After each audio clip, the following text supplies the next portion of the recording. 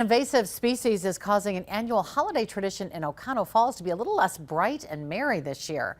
In this first alert update, Emily Riley shows us how the emerald ash borer is impacting the Avenue of Lights.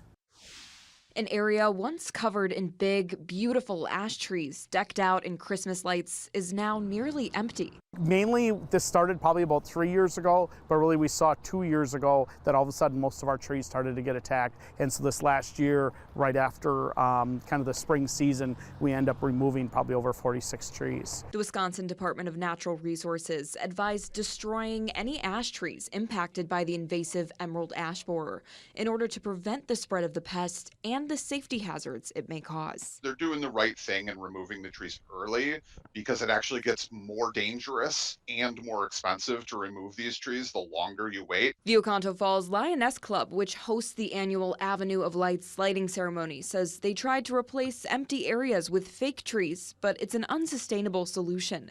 While it's disappointing for many, Oconto Falls received a grant from the DNR to replant some of the trees over the next 2 years. City administrators here say they're diversifying the types of trees they're replanting. While the Avenue of Lights event may look different this year, organizers hope it will still bring community members lots of holiday joy. It really brings everyone together. I'm sure we're still going to have a really nice crowd here. In Oconto Falls, Emily Riley, Action 2 News.